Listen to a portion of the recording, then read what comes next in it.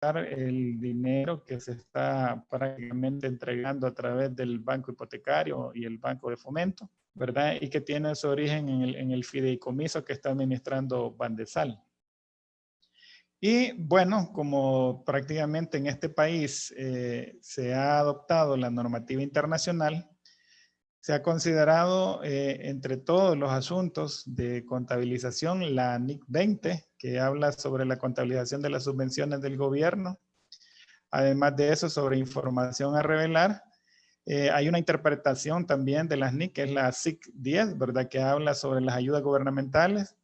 Y también tenemos una sección, le voy a decir especializada, aunque realmente quizás no es tanto así, que es la sección 24 de la NIF para las pymes. En la exposición he hecho una mezcla de dos enfoques que lo vamos a ver. Sin embargo, para muchos de ustedes que ya creo que algunos de ustedes que en cuanto estuvimos tratando estos temas en el chat empezaron a hacer investigaciones, ¿verdad? Y a colocar algunos tips ahí en los chats de contadores. Y entonces, claro, tenían a la luz todo el tema de la sección 24. La mayor parte de empresas en este país pues van orientadas a aplicación de la NIF para las pymes. Sin embargo, hay algo importante de mencionar y es que la explicación, los detalles más concretos sobre cómo contabilizar las subvenciones están en la NIC 20. Incluso si vemos la guía de aplicación de la sección 24, hacen algunos desarrollos que no están basados en la redacción muy limitada que tiene la sección 24, sino que se toma mucho de referencia a la NIC 20. Para los que trabajan en ONGs, pues quizás la primera parte les resultará bastante familiar sobre lo que vamos a desarrollar, porque al final siempre existe un poco el tema sobre cómo fueron concebidos estos programas. Y cuando se lee la ley, pues al final hay una situación donde se van a canalizar recursos hacia las empresas, pero inicialmente en los artículos, tanto del decreto 641 y el 685 al inicio, casi siempre tienen una definición donde todo va orientado al trabajador o a la trabajadora, ¿verdad? Entonces, inicialmente se puede comprender que es de esa manera. Sin embargo, cuando ya se habla de los beneficiarios del fideicomiso, entonces ya se habla de las empresas y se habla de la micro, pequeña y mediana empresa. Entonces, durante prácticamente el desarrollo de la ley hay como un intercambio. De repente estamos tratando al trabajador como el beneficiario final del fideicomiso. Y por otro lado, también se está tratando el tema de las empresas que van a materializar ese tipo de ayuda. Entonces, por algún momento puede causar alguna confusión. Sin embargo, hay algo importante en todo este proceso, ¿verdad? Que es necesario que tengamos claridad, porque a partir de ahí vamos a tener que definir cuál va a ser la política con la que vamos a registrar.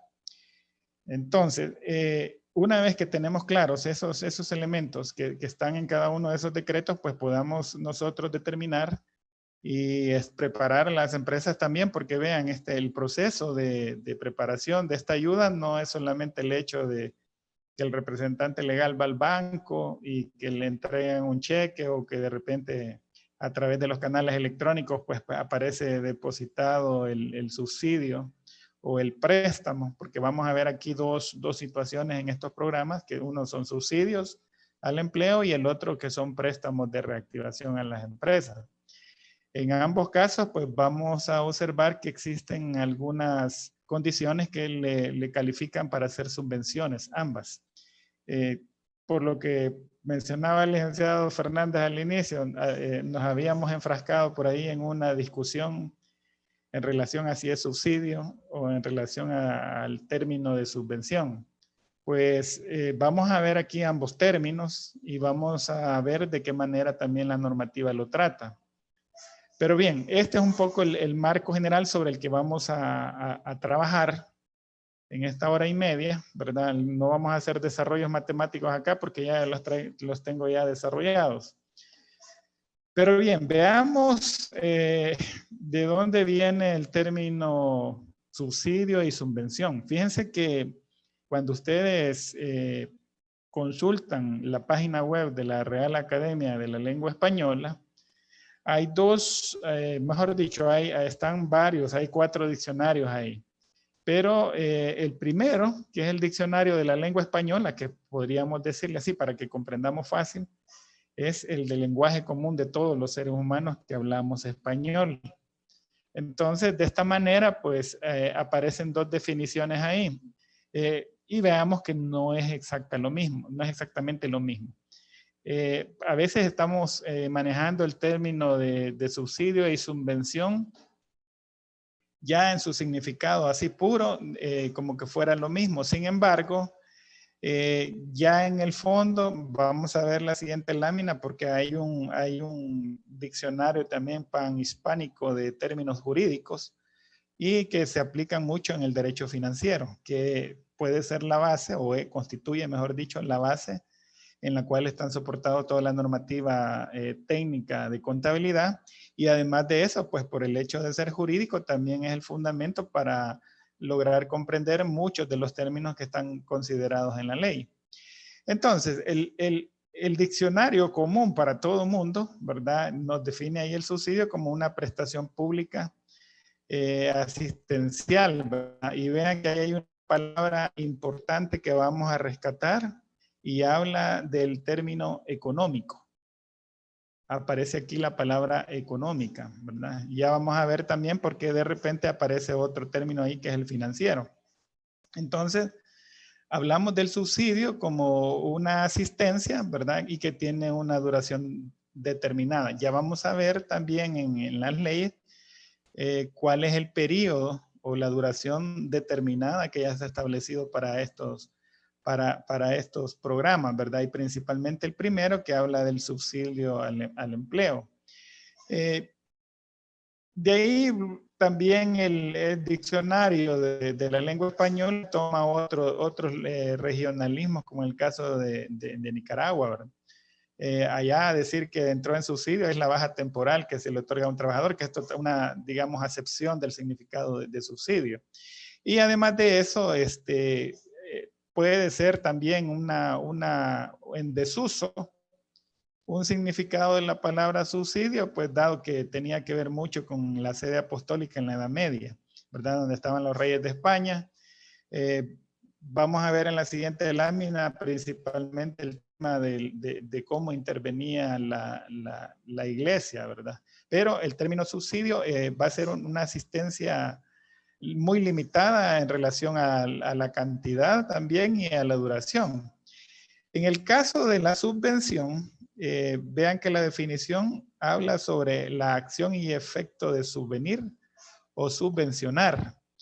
En este caso, deja entrever la posibilidad que existan acciones a futuro, ¿verdad? Que tienen que ver con condiciones que se están creando para ciertos cumplimientos futuros, a diferencia del subsidio donde se trata directamente asuntos ya acaecidos en esta cuestión de los eventos. Un ejemplo de esto por la pandemia sería el hecho de todas las personas que perdieron su empleo, empresas que dejaron de funcionar. En este caso, pues la aplicación inmediata sería la de un subsidio. En el caso de una subvención, pues tiene que ver con, ok, tenemos ciertas condiciones ahora que se originaron por la pandemia, pero es necesario subvencionar algunas actividades, pero que tienen que tener algunos cumplimientos futuros, ¿verdad? Entonces vean que hay una pequeña diferencia ahí en cuanto al tema del subsidio y el tema de la subvención. Nos queda más claro cuando consultamos el diccionario panhispánico del español jurídico, y entonces acá hay una claridad en cuanto a lo que es el subsidio y vean que va a aparecer que es la prestación pública asistencial de carácter económico. Y deja claro en este sentido que cuando estamos hablando de la característica económica, el subsidio no necesariamente tiene que ser en metálico, ¿verdad? En moneda de curso legal. El subsidio también puede tomar otros tipos de ayuda gubernamental, ¿verdad? Puede ser proporcionar algún tipo de asistencia técnica, que sería parte de ese componente del subsidio. Y en este caso, ya desde el punto de vista jurídico, ya el tema de la subvención también toma otra connotación y habla de la contribución financiera por parte de un gobierno. Cuando estamos hablando de la contribución financiera, significa que estamos aportando en metálico, ¿verdad? Moneda de curso legal. Estamos hablando de incrementar capacidad financiera, incrementar flujos de efectivo para la gente que los recibe. El fideicomisario, ¿verdad? O el beneficiario, que así están definidos también ahí en la página web de FIREmpresa. Entonces, en este caso, la subvención normalmente va a ser para situaciones que vienen en el futuro y que requieren de condiciones actuales, ¿verdad? A efecto de que se puedan cumplir las condiciones que ya va a establecer, en este caso, el fiduciario, ¿verdad? Que sería Bandesal. Entonces, ellos establecen una serie de condiciones que los fideicomisarios o beneficiarios deben cumplir. El no cumplir con esas, digamos, condiciones, prácticamente también tendría que ser tratado en la contabilidad, porque debe existir siempre un poco de reserva, ¿verdad? Ser conservador en cuanto a esos temas, dado que posiblemente no todas las empresas, aunque accedan al subsidio, van a poder cumplir las condiciones en un futuro inmediato, que serían en los próximos 2 meses. ¿Verdad? Voy a comentar algunas situaciones que se plantean ahí. Pero vean, ahí tenemos una diferencia entre lo que es un subsidio y lo que es una subvención, ¿verdad? Que son totalmente diferentes. Aquí hay algo bastante curioso, ¿verdad? En la definición de subsidio, y es que esto al inicio estaba vinculado con la Iglesia Católica.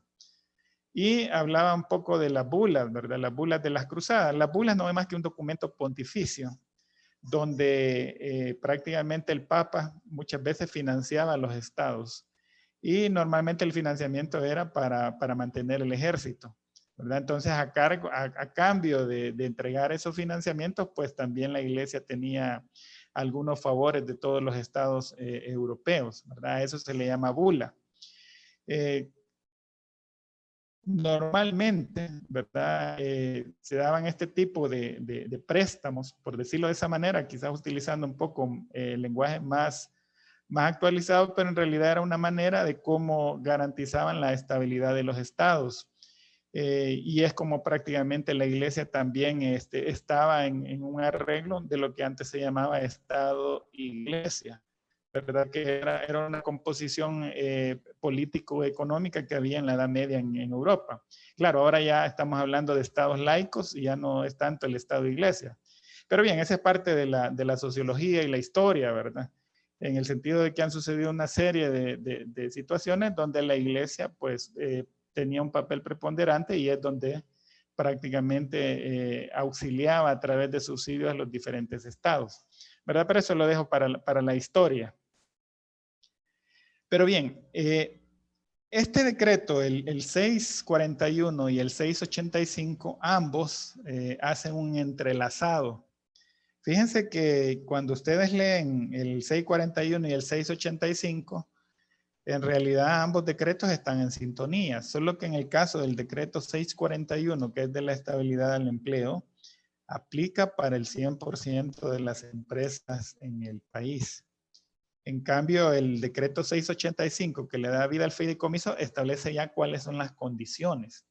Entonces, desde el punto de vista contable, pues nosotros podemos decir, sí, va a ingresar esos flujos de dinero a las cuentas de la empresa, y entonces ya desde ahí impone una serie de consideraciones, porque si va a ingresar a las cuentas de la empresa, eso no puede quedar desapercibido en la contabilidad. Y agreguémosle el elemento que todas las empresas tienen la obligación, ¿verdad? De acuerdo al Código de Comercio, ahí en el rango del 435 al 455 del Código de Comercio, en esos artículos ya está determinado cuáles son las normas de contabilidad que se deben aplicar en las empresas. Entonces, además de recibir ese dinero, aparece el tema de la normativa. Igual lo mismo pasa con el Código Tributario, el artículo 149, ¿verdad? Y alrededor de eso ya establece que son las normas internacionales de contabilidad las que deben aplicarse. Y además de eso, pues se recalca también en la ley de la reguladora del ejercicio de la contaduría pública, que también ahí aparece ya muy claramente cuál es el marco de referencia. Pero bien, aparece entonces bajo el auspicio de estos dos decretos, aparece FIREMPRESA, que es el acrónimo, ¿verdad?, del fideicomiso para la reactivación de las empresas salvadoreñas. Pero tiene tres componentes, y del cual pues aquí en esta presentación solamente vamos a tratar dos, ¿verdad? Me voy a quedar ahí en este caso con el componente 1 y el componente 2, porque en el caso del componente 3, aunque siempre es de interés, sin embargo, pues al conocer cómo se va a contabilizar el componente 2 y alguien quiere aplicarlo en el componente 3, porque estaríamos hablando del sector informal, ¿verdad? El empresario del sector informal que todos nosotros en nuestra profesión sabemos que no llevan una contabilidad formal o una contabilidad en forma. Entonces, si se quiere hacer, digamos, aplicaciones de este tema de los subvenciones, en el componente 3, pues bastará con que haya comprendido cómo se hace en el componente 2, que habla sobre el programa de otorgamiento que va a las micro, pequeña y mediana empresa. Bien, pero volviendo al primer componente, que es el programa de subsidios para los empleados de la micro y pequeña y mediana empresa, ahí hay 140 millones. Fíjense que hoy en la tarde estaba viendo el detalle y todavía pues apenas llevamos quizás 2 semanas, 2 o 3 semanas, donde hay que hacer todas las gestiones, se hacen en línea, pero todavía está muy bajo. Al final el programa va a durar 60 días, ¿verdad? Estamos hablando de 2 meses, y apenas nada menos hoy en la tarde consultaba, habían como 7 millones nada más en desembolso de los 140 millones, lo cual pues es un monto bastante bajo, ¿verdad? Todavía a la fecha, o sea, yo pensé que iba a haber bastante demanda en cuanto a eso, aunque claro, ahí está, ustedes pueden ver las estadísticas en FIREMPRESA y encontrarán que hay una cantidad importante de solicitudes todavía en trámite, ¿verdad? Cuando se detalla ahí qué es la característica que tienen esas solicitudes en trámite, es que hay algún incumplimiento que no tienen todavía bien finalizado las empresas. Entonces, claro, ahí la mirada entonces hacia dónde hay que ver. Y de repente aparece, claro, nosotros sabemos desde el punto de vista de la contaduría que la responsabilidad es de la administración. Sin embargo, pues en nuestro papel asesor como contadores, ahí hay mucho que ver, porque todos los requisitos que está solicitando para poder acceder al programa de subsidio, pues son requisitos bastante básicos, y si en algunos casos, pues si no los tienen completos, entonces indicará de que todavía la falla es muy grande, ¿verdad? Porque habla de situaciones elementales, de pagos de planillas, de haber presentado declaraciones de impuestos, como método alternativo si en caso no tuviera todavía los estados financieros terminados. Entonces, vean que son condiciones, y aquí ya estoy entrando al campo de las condiciones para efecto de poder calificar como subvención. Bien, relacionado esto con el tema de la NIC 20 y la sección 24, pues aquí hay algo que, a pesar de que la Real Academia Española, ¿verdad?, tiene dos definiciones para subvención y subsidio. Sin embargo, cuando ya entramos a la normativa, ahí nos damos cuenta que acá no hay una distinción. Entonces, lo que la normativa plantea es, mire, puede llamarle usted como quiera. Entonces, es porque desde el punto de vista del manejo financiero se va a la sustancia de los eventos. Entonces, en la sustancia de los eventos, ya sea que se le denomine subvención o subsidio, pues lo que orienta es un mecanismo de cómo hacer el registro, ¿verdad? A efecto que sea visualizado en los estados financieros, ya sea que sean de corto plazo las subvenciones o sean de largo plazo, ¿verdad? Pero para cada una de esas circunstancias, pues ya la normativa nos orienta. Pero bien, vamos a referir entonces a estos dos programas. Y primero, veamos cuáles son las condiciones de estas subvenciones. Vean que no son pocas. En realidad hay varias, tanto en el 641 como en el 685. Aquí he marcado algunas con rojo, ¿verdad? Que principalmente están relacionadas en el decreto 685. Y una de estas es que se encuentren funcionando las empresas. Eso indica que tienen por lo menos una planta básica de personal para poder aplicar al subsidio de empleo. Y además de eso, pues establecen algunas condiciones, por ejemplo, que son similares. Para el caso del 641 dice el sector privado. Entonces, estamos hablando que las empresas semiestatales, estas no entran acá, ¿verdad? No califican. Todo lo que tenga una vinculación directa con empresas estatales no aplica de acuerdo a los decretos. El 685 pues lo establece en empleados. Vean que en el 641 al sector privado, pero el 685 al inicio habla de empleados de la micro, pequeña y mediana empresa. Pero más adelante el decreto 685 habla de una participación, pero ya de las empresas. Y establece algunas condiciones. Vean que el beneficiario directo del programa es el empleado, pero entre lo que es el fideicomiso, el programa, y lo que es el empleado, pues ahí se ubicamos entonces a la empresa.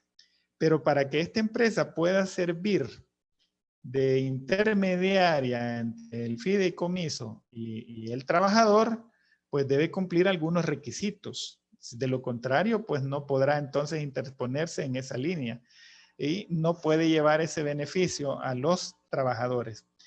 Hay algo importante en esto también, y es que a pesar de que así está diseñado el espíritu de la ley, porque al leerlo así se interpreta, sin embargo, ya en el desarrollo mismo del programa, de subsidio al empleo, pues en realidad hay un beneficio también para la empresa en el sentido de que hay un tratamiento directo tanto al ingreso como al costo de la empresa. Entonces, solamente traslada al punto final que es el empleado, pero en el intermedio también la empresa se ve beneficiada.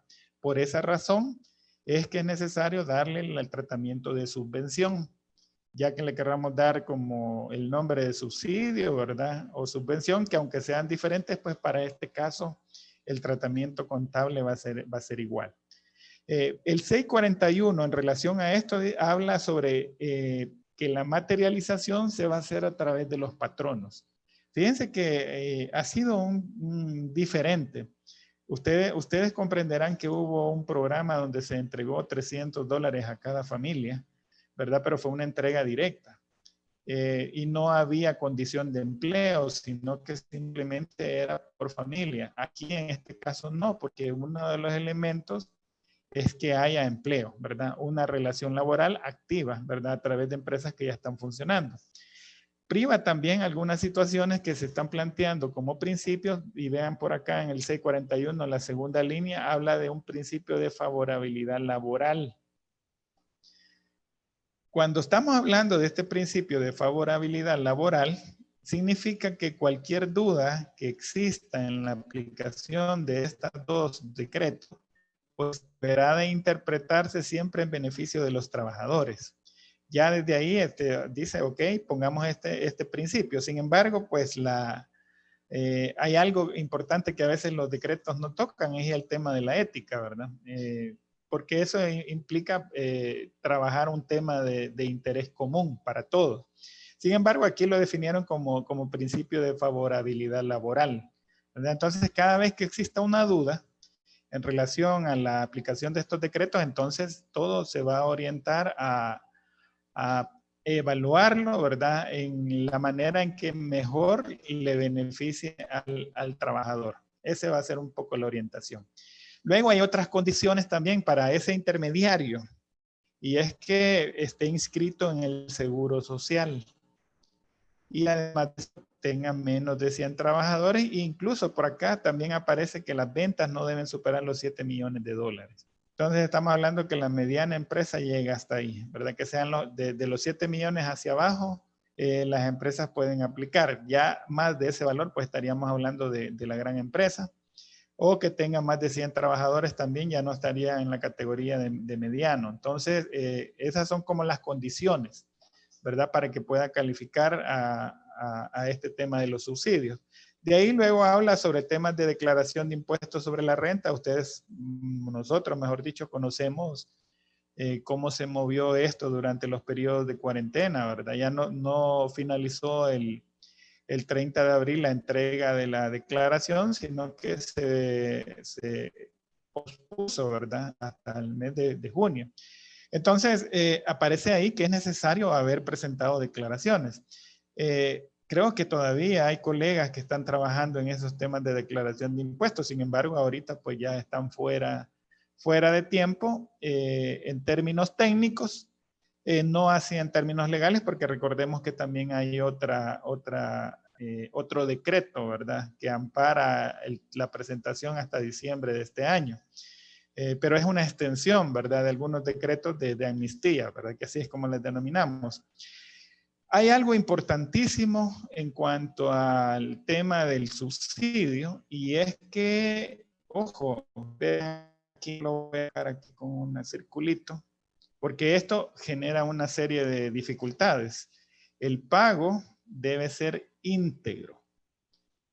No va a estar sujeto a retención de impuestos de ninguna clase. Eso significa que no se le debe hacer retenciones de impuestos sobre la renta y ni descuentos por la seguridad social. Aquí quiero un poco tomar un segundo solamente en el sentido de que para los efectos legales el tema de la seguridad social no se refiere al seguro social, sino que aquí desde el punto de vista jurídico hay que tomar los 9 elementos que contiene la seguridad social, ¿verdad? Pero eso no lo voy a desarrollar porque al final es una serie de 9 componentes. Entre ellos está el tema de la salud, el tema de las pensiones, ¿verdad? Solamente para mencionar 2 de los importantes que tenemos acá. Tenemos el tema de los subsidios por enfermedad, los subsidios por desempleo también están considerados dentro de la seguridad social. Entonces, el término seguridad social no se está refiriendo al seguro, a la salud, ¿verdad? Porque ese solamente es un componente. De acuerdo a la Organización Internacional del Trabajo, son 9 componentes los que están prácticamente conformando la seguridad social en todos los países. Pero no voy a entrar en esos detalles, solamente mencionar que es un término jurídico aceptado y que es muy amplio.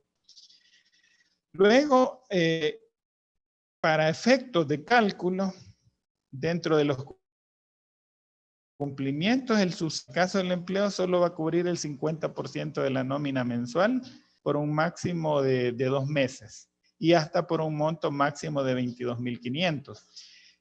La verdad es que está un poco confuso y se ha redactado de esta manera para efecto de buscar una aplicabilidad en el tiempo, ¿verdad? Habla de 2 meses, pero en el fondo, si analizamos esto, pues estarían entregando el subsidio equivalente a un mes. Nada más que como hay que repartirlo, se va a entregar la mitad en el mes de octubre y la otra mitad se va a entregar en el mes de noviembre, ¿verdad? Entonces prácticamente es el sueldo de un mes distribuido entre 2. Sin embargo, tiene sus acotaciones porque los parámetros para tomar en cuenta en el cálculo están delimitados por la normativa del Seguro Social.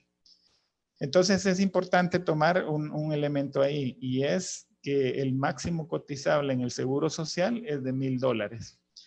Si ya hay personas dentro de la empresa que ganan más de ese valor, pues en realidad el subsidio va a llegar únicamente por la mitad, ¿verdad? Del salario del mes, hasta el valor de $500. Ese sería el máximo por las personas que ganan más de 1,000. Entonces, ya lo vamos a ver ahí en un ejemplo práctico. Y estas serían quizás como el total de condiciones que están en el decreto 641 y el 685. Para los que ya recibieron el subsidio, que ya prácticamente le hicieron el desembolso, los cheques o los depósitos aparecen a nombre de la empresa. Entonces, lo que es necesario en este momento materializar es este punto del pago íntegro.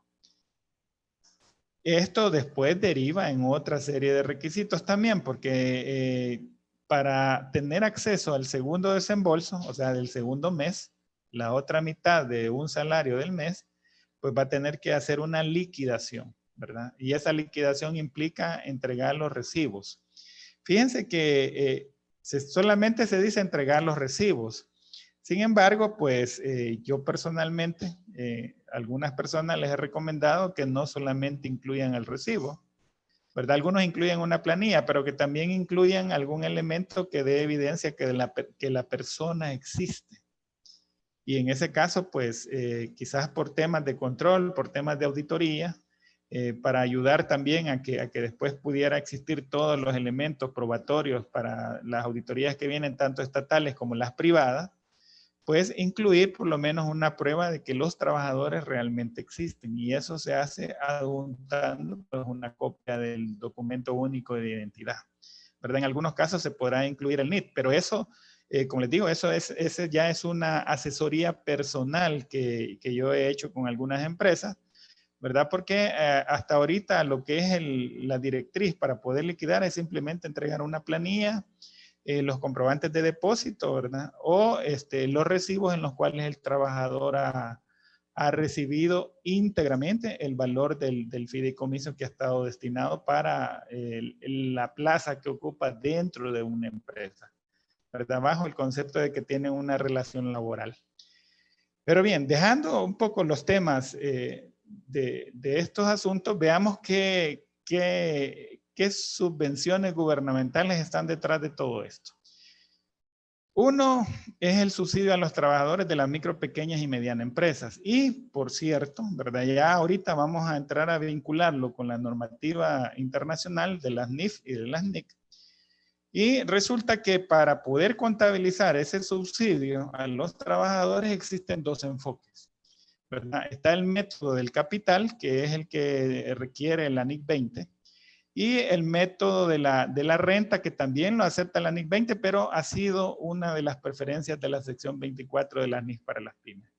Vean que el método del capital no es aceptado en la NIC para las pymes, por lo tanto, la única opción que va a quedar para todas estas empresas que llevan NIF PYME como marco de referencia contables es aplicar el método de la renta, ¿verdad? No se les admitirá aplicar el método del capital.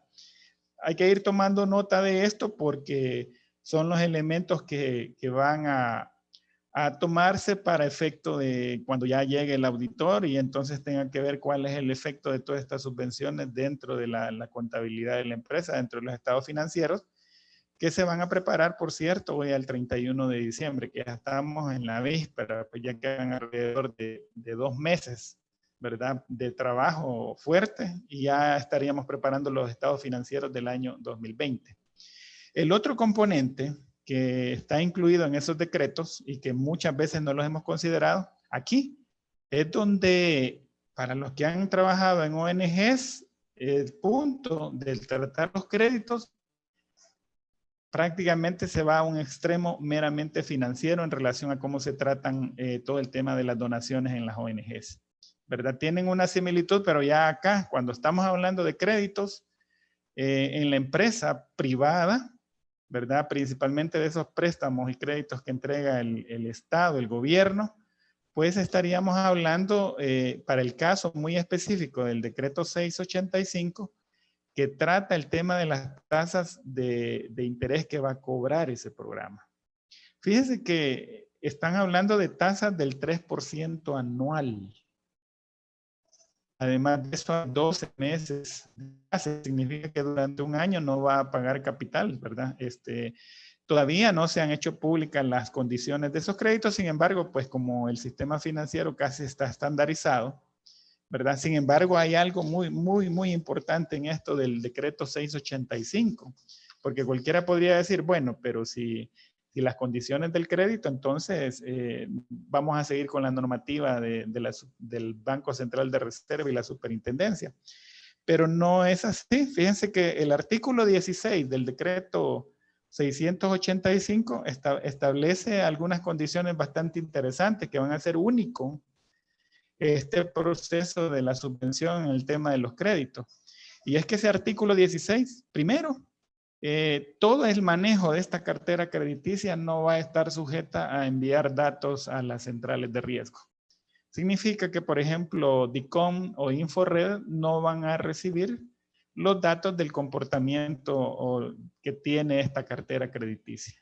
O sea que todo este manejo crediticio de la subvención a través de este préstamo prácticamente va a quedar fuera del ranking de lo que pueda suceder en el comportamiento de pago de todos los que reciban estos préstamos. O sea, no van a entrar a las centrales de riesgo. O sea que DICOM y Inforred no van a recibir esta información. Otro elemento importante es que el artículo 16 ya claramente dice, miren, para manejar este crédito o este sistema o esta cartera crediticia que se deriva de FIRA-Empresa, el artículo 16 le dice no vamos a aplicar nada de la normativa ni del Banco Central de Reserva, ni tampoco lo que tenga que ver con la superintendencia del sistema financiero. Vean qué condiciones, o sea, al final esto va a tener su propia reglamentación y no se va a regir por nada de lo que ya está definido en el sistema financiero, ¿verdad? A efecto de no entorpecer el proceso de reactivación de las empresas, porque ese es el objetivo principal de todos estos dos decretos. Y además de eso, también el artículo 16, ya en el inciso final, por ahí aparece que no necesita solvencia municipal. Entonces aparecen una serie de elementos, pero claro, esto estará en relación a los montos que estén solicitando de los créditos, porque están los créditos básicos, pero también hay otros montos que ya no se le puede llamar básicos y por consiguiente pues van a requerir otra serie de requisitos, ¿verdad? De cumplimiento. Pero bien, todos estos elementos al final pues plantean esto, una tasa del 3% anual, lo cual es una tasa que contiene un componente de subvención, porque tenemos que vincular este tipo de créditos, lo vamos a vincular con los instrumentos financieros. O sea, que vean que al final tenemos que hacer un híbrido entre lo que es una subvención y aplicar conceptos financieros, para este caso de la sección 11 y 12 de la NIF para las pymes y de la NIC 39, ¿verdad? De las completas o de la NIF 9. Entonces, claro, vean, se abre el panorama en cuanto a los temas de contabilización, porque vamos a tener que darle un tratamiento donde vamos a registrar una tasa del 3%, pero a la vez tenemos que aplicar todo el resto del contenido que aplica en la NIF para pymes a instrumentos financieros, que tiene que ver con tasas de mercado.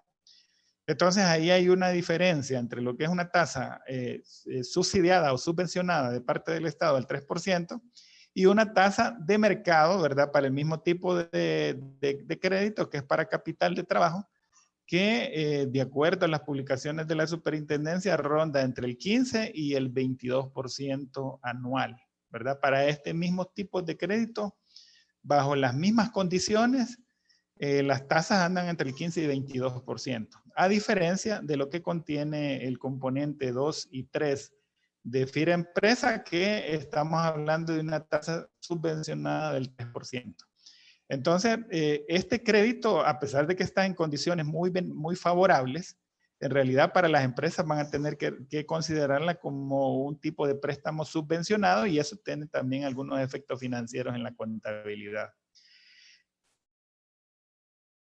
Bien, vean que la NIC 20 y la sección 24 ya nos establece cómo vamos a contabilizarlo, cómo vamos a reconocer una subvención. Entonces hay tres, ¿verdad? Tres formas. Fíjense que ya leyendo en detalle la normativa, la NIC 20 incluso maneja los dos conceptos, tanto el método de capital como el método de la renta. Y la NIC 20 no sugiere, no toma partido de decir, mire, va a usar esto, el otro, sino que lo que hace la NIC 20 es ponerle en contexto las dos metodologías.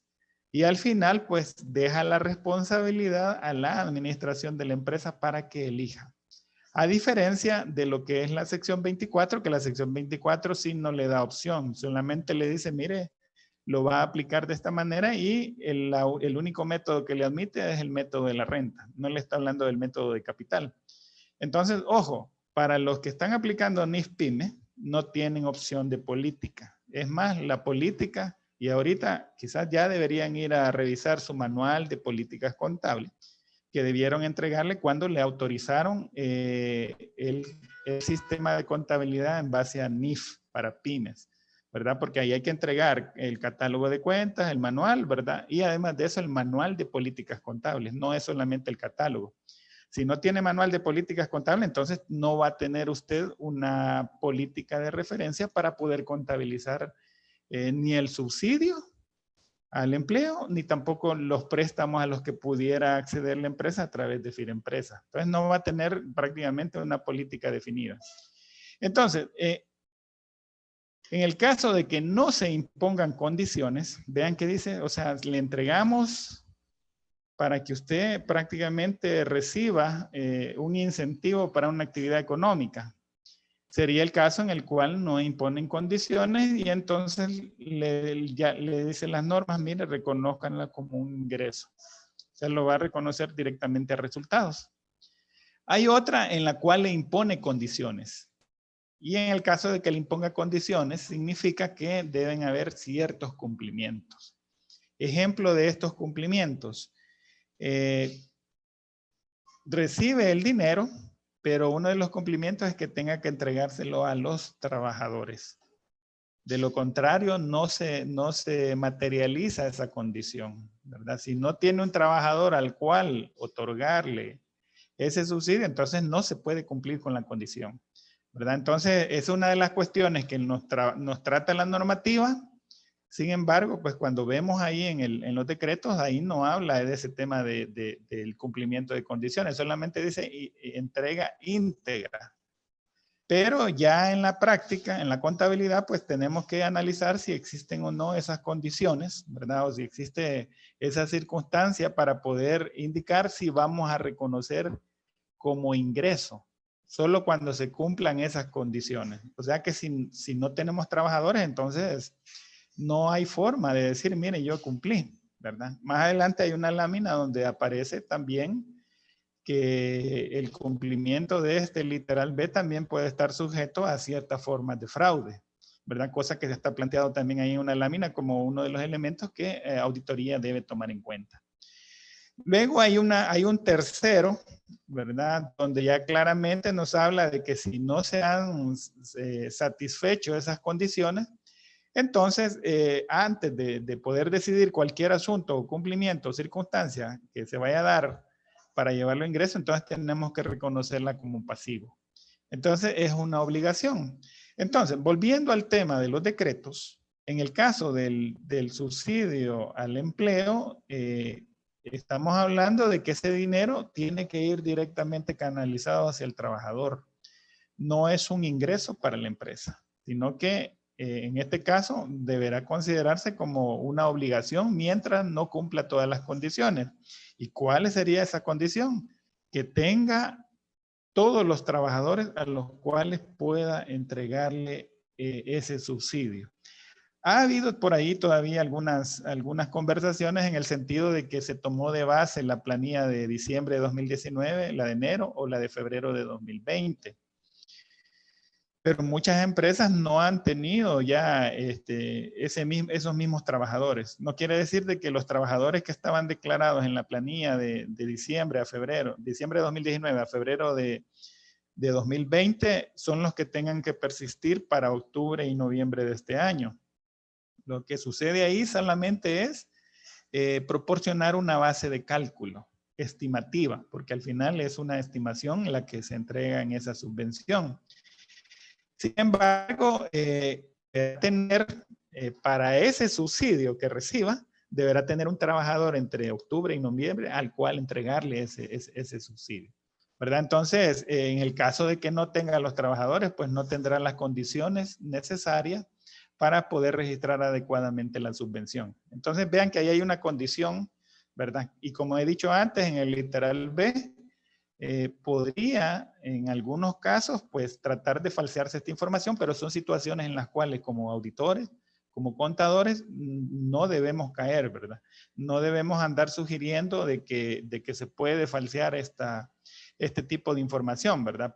Hay que ser lo más transparente y tratar de no materializar algo que dicen allá en Estados Unidos, ¿verdad? En Estados Unidos, bastantes de los que viven allá que han llegado allá ilegalmente dicen que el peor enemigo de un salvadoreño allá en Estados Unidos es otro salvadoreño.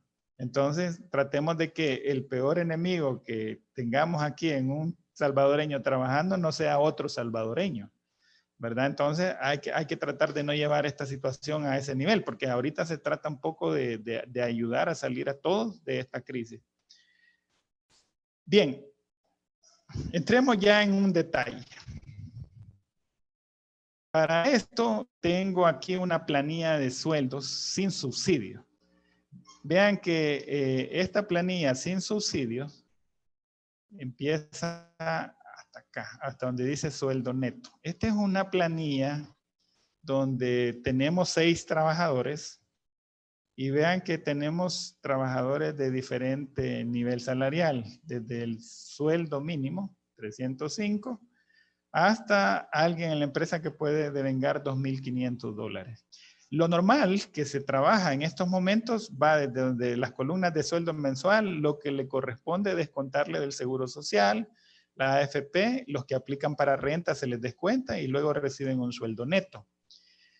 Sin embargo, si esta fuera la planilla base para poder calcular el subsidio, pues en este caso, vean cómo se calcula el subsidio. Como estamos hablando que se va a calcular el 50% de una planilla normal, ¿verdad? Que en este caso se tomó de base de las de diciembre de 2019 a febrero de 2020.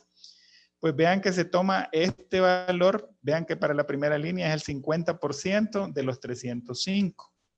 Y así vamos calculando hasta el 50% hasta el trabajador número 4. Ustedes verán en el trabajador número 4 que tenemos ahí $500 y efectivamente tiene el máximo cotizable del seguro, pero cuando ya pasa al quinto trabajador, tiene un sueldo de 1,300 y vean que ya para el caso del subsidio se queda siempre en 500. Vean que los últimos 3 trabajadores, como superan los $1,000, ya para ellos el subsidio máximo cotizable es de $500. Quiere decir que para el programa, cuando le hagan el cálculo, pues ese será el máximo que le van a dar por esas 3 personas. Vean que para el ejemplo, así como pasa en las universidades, ¿verdad? Que en las universidades todo cuadra bien bonito. Todo es perfecto, todo cuadra, cargo y abono y todo bien bonito. Y lo que en la vida real tarda horas, ahí lo desarrollamos a veces en minutos, ¿verdad? Este puede ser el caso. Sin embargo, pues he tomado una planilla real, ¿verdad? De lo que puede pasar en una empresa y cómo se calcula el subsidio. Entonces, para este caso, vean que de una empresa que tiene una planilla de 6,235, con estos niveles salariales, pues podrá calificar para un subsidio de 2,217,50 centavos. Esto es lo que tendría que tramitar y claro, entra al portal de FIRA Empresa y hace todo el procedimiento, ¿verdad? Ustedes llenan los formularios, escanean y todo lo demás que ustedes ya conocen. Pero bien, hasta ahorita esto es normal y hemos contabilizado quizás y estamos pensando en la contabilidad de esta planilla hasta el sueldo neto. Hasta aquí, tranquilamente, va a pagar 5,042.21 de valor neto de esa planilla y luego pues tramitar el subsidio. Sin embargo, ya cuando ya se trabaje con este subsidio, entramos a este esquema, donde para el mes en que trabaje el tema de subsidio, pues tendrá que entonces que trabajar con un tema de sueldo complementario en los casos que aplique. en los casos que aplique, ¿verdad? Porque puede ser que un trabajador no haya presentado por los primeros 15 días a trabajar y los otros 15 días si llegue, ¿verdad? Pero bien, pueden darse situaciones bastante complejas en esto. Y aquí es donde personalmente he tratado, no, eso no lo voy a exponer acá, pero ya en la práctica existen algunas posibilidades de ver que algunos comportamientos van a ser un poco atípicos. En el sentido, por ejemplo, de las personas que tienen el límite en salarios mínimos, pues ahí tendrá que analizarse y dado el principio de favorabilidad laboral, de qué manera se va a trabajar. Y aquí comento. Vean, ¿qué es lo que el sueldo mensual? Aquí lo tengo en gris en la primera columna. Luego aparece un tema de subsidio del mes, que es el que tiene que pagarse íntegro. Aquí lo voy a poner ahí en el pie. Y esto se paga íntegro. Significa que no hay descuentos de seguro social ni fondo de pensiones. Pero para el complemento mensual, entonces hay que trabajar una planilla complementaria, que es lo que va a plantearse acá. Entonces vean, si vemos la anterior, vean que el trabajador número 2, ya a partir del trabajador 2 aplicaba renta. Pero vean qué pasa con el sueldo complementario. Aquí ya con el complemento pues queda fuera de la tabla de la renta y entonces ya el que empieza a pagar renta sería a partir del quinto trabajador, no los primeros 4. Vean cómo se mueve el tema de la planilla y entonces en este caso con ese subsidio, vean que al inicio el empleador iba a pagar 5,042,41, que era el valor neto de la planilla. Sin embargo, ya una vez con subsidio, vean que baja a $3,329.80 el valor neto de la planilla. ¿A dónde está impactando esto? Por una parte, se está beneficiando al trabajador, que es el fin principal de lo que plantea el 641, y el 685, ese decreto, pues está orientado también a apoyar a la empresa. Entonces, ¿dónde se manifiesta esa subvención? En el sentido de que hay un impacto en los costos.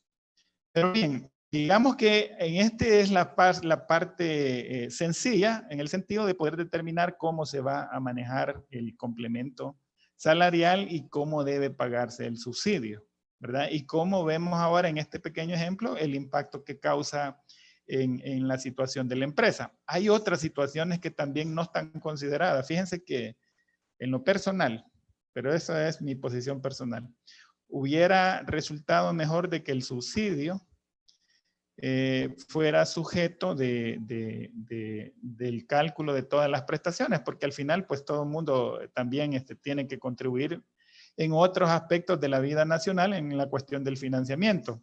Fíjense que vean el valor que tiene el seguro social, el valor que tiene la AFP y el valor que tiene el impuesto sobre la renta en una planilla normal. Vean que el seguro es de 133.05, la AFP de 483 y el impuesto sobre la renta 576. Pero cuando hay subsidio bajo estas condiciones, el seguro social baja a 90.53, el AFP baja también 311 y vean también casi a la mitad baja también la recaudación del impuesto sobre la renta. Esto obedecería ya a otros análisis económicos, solo quiero dejar nada más ahí la espinita, ¿verdad? De situaciones que van a autoafectar también en el tema de la recaudación de tributos, ¿verdad? Pero que al final pues hay un tema de apoyo a la empresa y en este caso al trabajador. Pero bien, ¿cómo se va a contabilizar esto? Aquí solamente está planteado el desarrollo, pero ¿qué aspectos también? ¿Cómo se va a contabilizar y qué asuntos necesitamos evaluar? Primero, el tema de las condiciones de rendimiento principal. Primero, los recursos financieros son exclusivos para entregar a los trabajadores. O sea que al final la entrega al trabajador, eso materializa la condición. El segundo, para recibir un segundo desembolso necesitamos generar la evidencia de que le hemos entregado al trabajador. Vean que en el número 2 que tengo el verdecito que tengo aquí también tiene una contraposición entre los riesgos que plantea tener ese tipo de operación. Y vean, dice, la conducta ética del empresario puede llevarle a apropiarse de los fondos del subsidio. De hecho, dentro de muchas conversaciones que se han tenido sobre este tema, en poco tiempo, 3 semanas, ya ha habido manifestaciones, ¿verdad? Donde dicen, no, yo ya te pagué este dinero y entonces ahora me corresponde quedármelo. Cosa que está totalmente fuera del espíritu de la ley. Además de eso, en temas de cómo proceder con la materialización de lo que requiere el 685 y el 641, pues estaría totalmente errado, ¿verdad? Porque al final siempre es necesario generar una rendición de cuentas. El otro elemento de cumplimiento es el pago íntegro, ¿verdad? Que ya lo hemos mencionado, no va a estar sujeto a retenciones. Pero esto, además plantea otros elementos que no están resueltos y los riesgos que trae. ¿Qué pasa con aquellas empresas que el máximo subsidiable, un ejemplo, en un mes el máximo subsidiable son 22.500 de planilla, ¿verdad? Que estaríamos hablando del 50%, o sea, estaríamos hablando de una compañía que pudiera tener, redondeémoslo a $45,000, la mitad que son 22.500 en el mes de octubre, pues será subsidiable. Pero ¿qué sucede si la planilla no es de 45,000, sino que es de 50,000? Quiere decir que hay $5,000 en sueldos que pertenecen a otros trabajadores, y el tema es que ahorita no hay una regla para saber quién es el que va a caminar en la tabla, ¿verdad? Del pirata, pues quién es el que va a ser sacrificado en este sentido de que no va a recibir subsidio. Sin embargo, el patrón no queda obligado a pagar. En este caso, si no cubre el monto que entrega Firempresa, pues tendrá que asumir el 100% de aquellos trabajadores que no los cubre el subsidio. Sin embargo, aquí vienen algunos mix matemáticos, porque, y eso no está regulado. Y yo lo menciono así claramente porque, por ejemplo, ¿cuáles trabajadores son los que va a pagar la empresa? Si son los de bajo sueldo o los de mayor sueldo. Aquí ya viene un mix matemático para tratar de determinar desde el punto de vista financiero qué puede ser menos costoso para la empresa. Aquí es donde los financieros toman importancia en el sentido de que hay que hacer esos cálculos, pues porque no están determinados dentro de todo el tema de las regulaciones, ¿verdad? Sí, el máximo subsidiable no es suficiente y hay que sacrificar a algunos trabajadores en el sentido de no darle subsidio, pero sí que van a recibir el dinero por parte de la empresa. Otro elemento importante que está planteado acá en el número 3, la afectación a los derechos de los trabajadores en caso de requerir subsidio. Y aquí les comento porque ya esto ya se anticipó.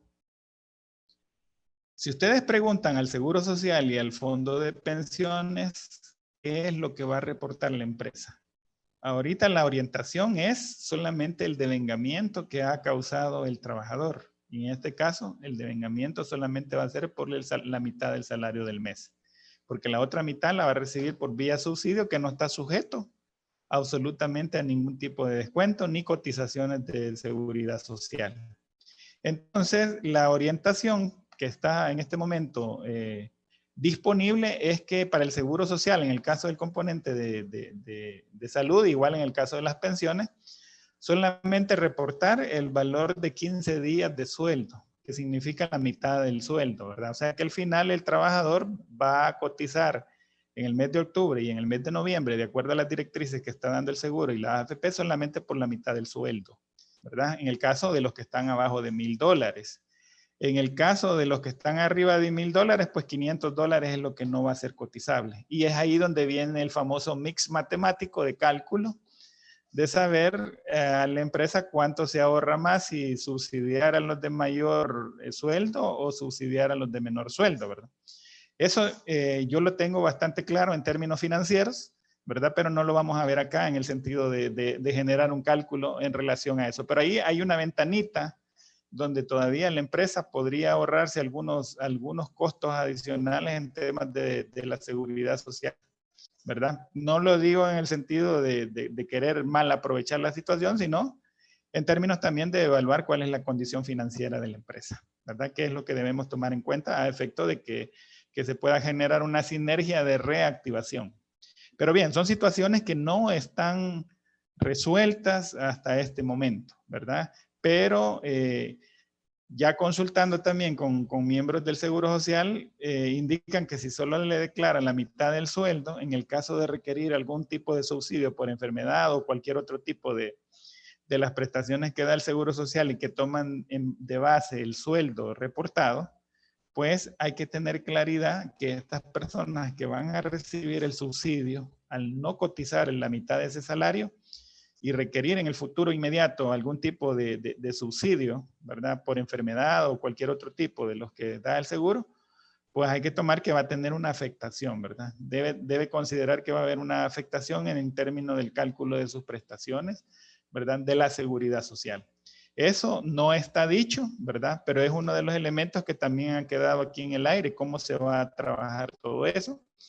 Sin embargo, no es obligación, porque la ley así no lo establece, no es obligación del patrono pagar esa cuota laboral y esa cuota patronal que pudiera haberse causado si el subsidio hubiera sido tasado, ¿verdad? Pero no es obligación. Allí es donde se genera una pequeña brecha para otros asuntos que tendrían que ver quizás analizados a la luz de lo que es la responsabilidad social empresarial, ¿verdad? Pero ya dependerá de cada patrono si asume o no el valor de esa cuota laboral y patronal por la porción del subsidio en el sentido de no afectar en el largo plazo todo ese tema de los derechos de la seguridad social que pudieran afectar en determinado momento al trabajador en caso de requerir esa asistencia, ¿verdad? Pero lo dejo hasta ahí. Vean que hay varias cosas que no están definidas y el sistema, tal como funciona, y estos subsidios que llegan de esta manera,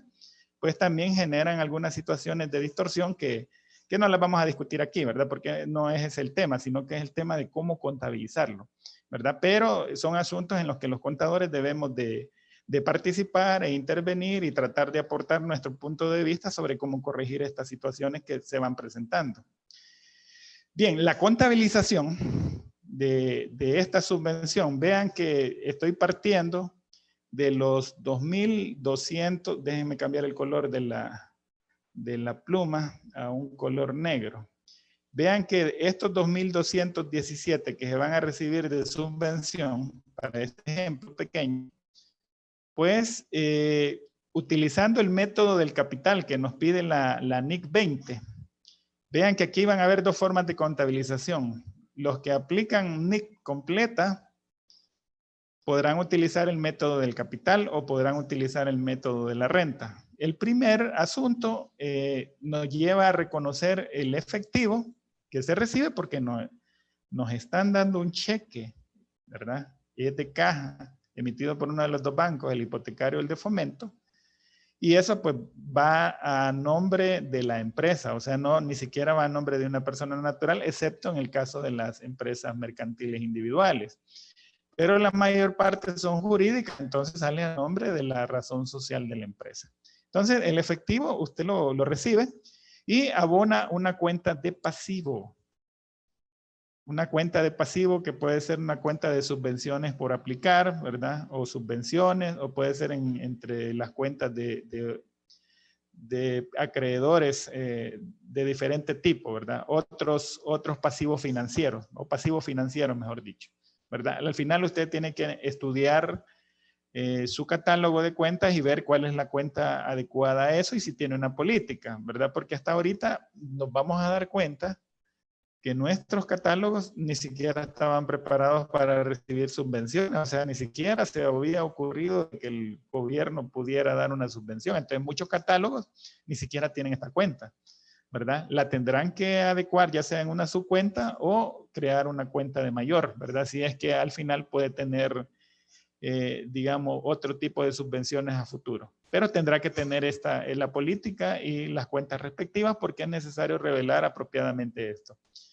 Entonces vean que el primer registro por el método del capital es sencillo, solamente el efectivo contra un pasivo, ni siquiera va a resultados.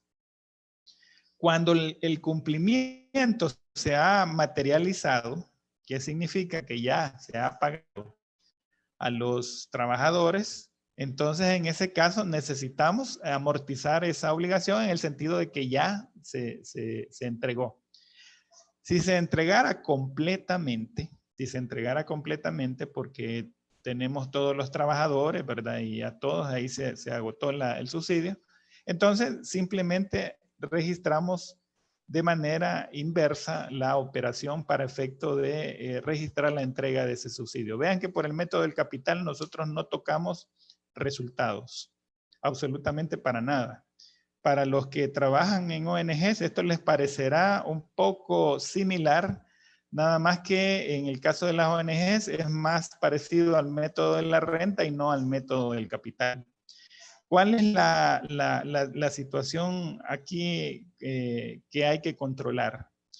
En caso de que no pudiera entregar todo el subsidio, pues entonces indicará de que en esta cuenta de subvenciones deberá quedar el saldo, en esta cuenta que aquí la voy a marcar, esta cuenta de subvenciones, aquí deberá quedar el saldo de todo el subsidio que no pudiera materializarse la entrega, ¿verdad? Por consecuente o consecuencia de esto, pues en la ley no está especificado, deberá estar indicado en el reglamento qué hacer en relación a aquellos dineros que no puedan ser entregados a los trabajadores, ¿verdad? Allí podrán haber alternativas y como contadores también incluso, no hemos sentado una posición colectiva, pero por ejemplo, ¿qué sucede si el trabajador que estaba reportado murió por COVID? Entonces al final, pues lo más justo, ¿verdad? Lo más humano y por el tema de la favorabilidad, un tema de entregarlo a la familia, pues podría ser una propuesta en el caso de que no se pudiera materializar en el caso del trabajador porque ya no está ni tampoco hay un trabajador sustituto en la empresa, ¿verdad? O sea, hay que analizar varias condiciones. Pero ya la contabilización en una entrega al 100% pues estaría planteada de esta manera utilizando el método del capital. Vamos entonces ahora a ver la otra aplicación que es la más generalizada. De hecho, personalmente sugiero que es la que pudieran tomar como una opción, en el sentido que permitirá revelar apropiadamente al final del año todos esos elementos, ¿verdad? Porque tendrán que ir en las notas a los estados financieros. Como usted es un contador técnico, sabrá que al final de 2020 tendrá que preparar el informe de compilación en base a la norma 4410. Entonces, dentro de esa estructura de informe, pues allá tendrá que plantear la composición de las subvenciones recibidas en el año 2020. Y entre esas va a aparecer este tema de subsidios. Entonces, bien, paso el abordaje del método del capital y voy al método que personalmente recomiendo que usemos acá en El Salvador, y es el método de la renta. Vean que el primer registro, si ustedes observan el registro que se hizo por el método del capital, es exactamente por el mismo que se hace por el método de la renta. Sin embargo, al materializar las condiciones, ¿verdad? Porque deben darse, que es la entrega de esos dineros, entonces la contabilización sí difiere. En el sentido de que necesitamos contabilizar el gasto y necesitamos reconocer el ingreso. Vean que hay dos componentes en ese caso de la renta. Vean que como es el mismo valor, tanto por el lado del ingreso como por el lado del gasto, porque cargaríamos el gasto en una de las partidas para efecto de hacer la disminución del efectivo y en el otro, pues, reconocemos el ingreso y también amortizamos ese pasivo que se generó al inicio de haber recibido el desembolso. Entonces, en este sentido, el efecto en el estado de resultado tiene que ser prácticamente cero, el efecto neto de esta operación. Recordemos que el subsidio no tiene la finalidad de incrementar la riqueza de la empresa, sino en este caso de soportar parte de la operación. Entonces, la mejor manera de registrarlo es utilizando el método de la renta, que nos permite de alguna manera revelar apropiadamente ese movimiento que hubo durante todo el año. Por un lado va a tener que reportar en el ingreso, ¿verdad? Y por otro lado va a tener que registrar en el caso del ingreso. Entonces, hay un elemento importante en esto. En ambos casos, el gasto siempre tiene que ser un gasto de no operación, porque recordemos que las empresas no están para estar generando subsidios, o sea, no es parte de la operación normal. Entonces, tienen que ser gastos de no operación. De la misma manera, los ingresos no siempre van a estar recibidos, ¿verdad? En este caso, para esta partida. Ojo, habrán otras subvenciones. Por ejemplo, el caso de los buses, por ejemplo. Para ellos es permanente recibir una subvención, ¿verdad? De los $400 y los 600 que reciben los buses. O sea, pero eso es permanente. Y el diseño del modelo de transporte público está diseñado para recibir esa subvención permanentemente. Entonces tendrá otra connotación y otra situación en la cual debe valorar si va a registrarse como ingreso y gasto de operación, ¿verdad? Pero para el caso específico del subsidio al empleo, todo esto tiene que ser dentro de las actividades de no operación, tanto ingresos como en gastos, ¿verdad? Entonces, cerramos el ciclo de lo que es la contabilización del subsidio al empleo. Algo importante, y aquí lo puse yo con una estrellita, ¿verdad? Para llamar mucho la atención, y es que es necesario separar, ¿verdad? Esos ingresos ordinarios y gastos de operación en el estado de resultados. O sea que tenemos que generar una revelación suficiente. Al final del periodo, ya estamos hablando de finales de 2020, tendrá que generarse una nota en la cual se revele apropiadamente en qué consistió el subsidio, ¿verdad? Cuáles fueron las condiciones en que se dieron, y eso ya lo tenemos aquí en las primeras láminas que vimos. Todo eso tendrá que revelarlo, ¿verdad? Para efecto de generar un cierre de ciclo apropiado. Pero bien, termino aquí el tema de lo que es el registro del subsidio al empleo, ¿verdad? No genera ninguna ganancia ni genera riqueza para la empresa, ¿verdad? Sí apoya un poco el tema del empleado y tiene también al final un impacto en la estructura de costos de la empresa, ¿verdad? Que lo que está buscando es ayudar de alguna manera en la reactivación. Hay disminución de pago del seguro social, de AFP, incluso de renta, ¿verdad? Como ya vimos ahí, pero son temas que los dejamos para una discusión meramente económica. Paso a un tema de orden de control y auditoría en esto, y hay que retomar la política. Ahorita yo creo que la mayor parte de empresas no tienen diseñada ninguna política para su gestión. Entonces hay que crearla. Y por cierto, tiene que estar autorizado por la junta directiva. Importante porque pudiera darse espacio para el tema de la contabilidad creativa, ¿verdad?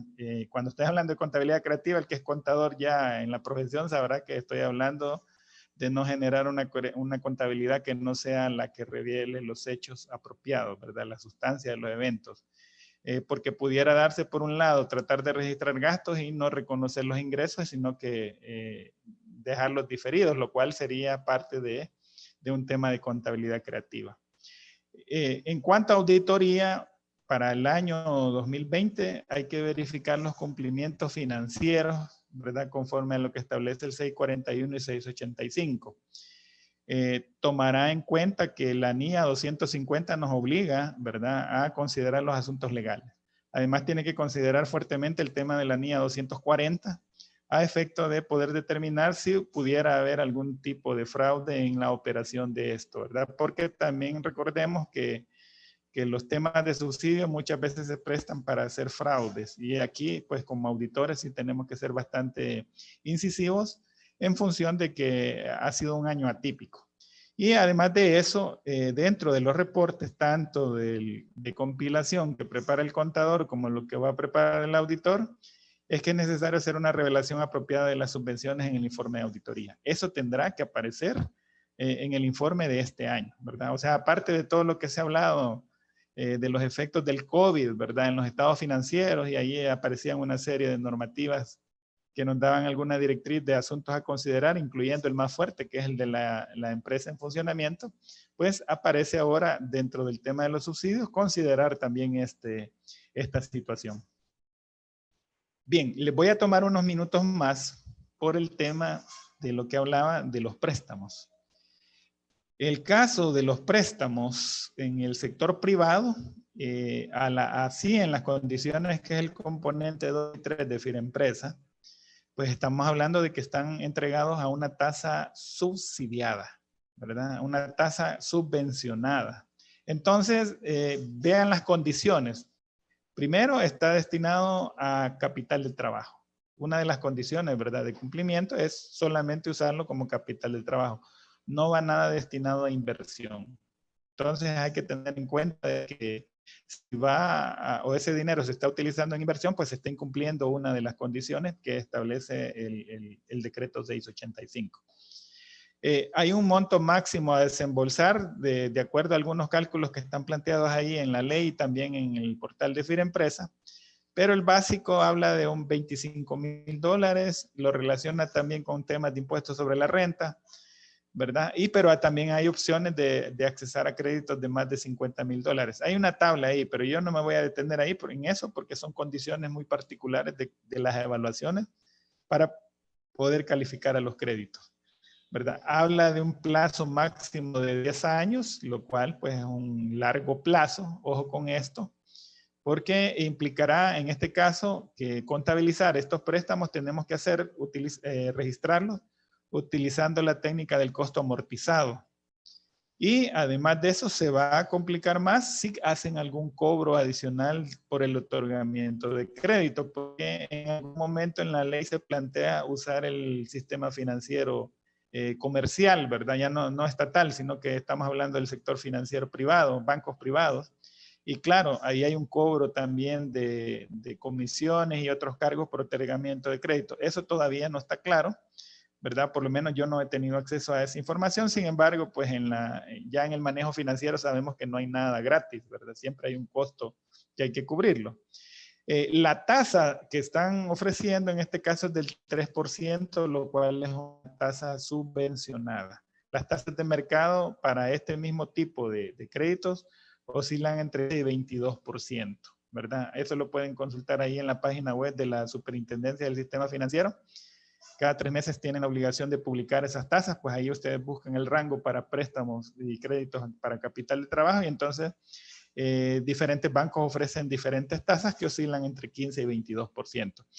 Esto es importante porque son las tasas de mercado, ¿verdad? No la tasa que está ofreciendo en estos momentos FIREmpresa, que es una tasa bastante baja, ¿verdad? Y luego hay un periodo de gracia de 12 meses o un año, ¿verdad? El primer año, pues existirán algunas condiciones particulares en el crédito. Y hay todavía otras opciones aquí de pago. Vean cuántas se paga mensual, trimestral, semestral o anual. Entonces, hay un procedimiento para poder registrar lo que es un crédito, un préstamo subvencionado por el gobierno para determinar cuánto va a ser el valor de la subvención. O sea, cada vez que el gobierno entrega una subvención a una tasa muy baja fuera de mercado, entonces está implícito una subvención. Entonces, ¿cómo se trata esto? Aquí está el procedimiento. Primero, determinar las condiciones del préstamo que tienen que ver con monto, tasa, cobros y plazo. Luego, determinar si la tasa es menor a la del mercado y conocer la tasa de mercado. Hay un tercer paso que es determinar la cuota de amortización del crédito a tasa subvencionada. Ojo, porque esto no hay que saltarse ningún paso porque si no, no le va a resultar el modelo. El cuarto, elaborar una tabla de amortización a la tasa subvencionada pero con la cuota determinada, ¿verdad? Y hay otra tabla, vean que hay que elaborar varias tablas de amortización a tasa de mercado con la cuota subvencionada. Entonces, y al final, pues, una vez que se han establecido todos los cálculos, allá necesitará para el registro conocer cuál va a ser el modelo que va a aplicar dependiendo de la normativa, ¿verdad? Ya sea la de la sección 24 o lo que establece la NIC 20, ¿verdad? Además de eso, ya sabemos que la sección 24, para el caso de la mayoría de las empresas, pues tendrán que aplicar el método de la renta, ¿verdad? Que es el que acabamos de ver. Aquí aparece ya una fórmula que es la diferencia del valor actual del crédito a tasa subvencionada menos el valor actual a tasa de mercado. Bien, esos 5 o 6 pasos, ¿verdad? Que resultan así como, aquí vino y trajo una cantidad de axiomas que no entiendo nada. Ok, vamos entonces al ejercicio práctico y sencillo, ¿verdad? Ojalá que este ejercicio nos ilustre un poco. Los 6 pasos explicados así. Primero, vean que he colocado aquí 2 columnas lo que puede otorgarle Firempresa y lo que le puede otorgar un banco comercial. Los mismos 25,000, tomé un poco la referencia ahí de la ley, ¿verdad? Que es el máximo para una de las categorías, 25,000.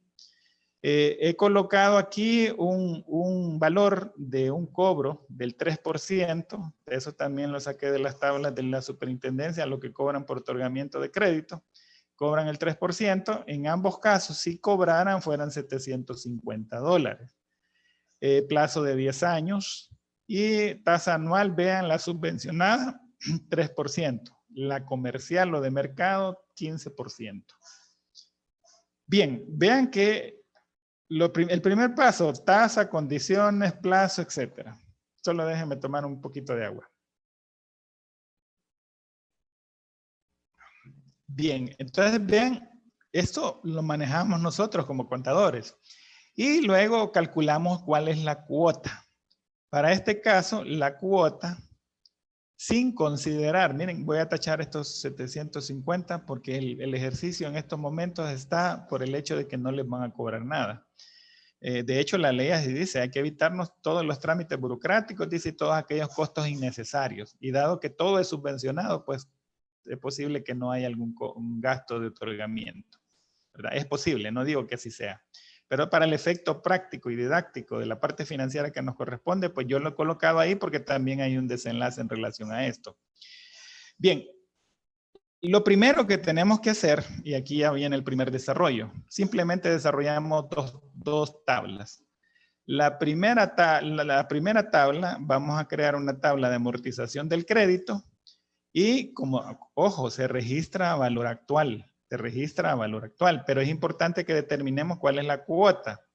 Vean que el valor presente, el valor futuro de todo lo que se va a pagar de los 25,000 son 29,307.63, sin cobro de comisiones ni nada, ¿verdad? Solamente el capital a los intereses.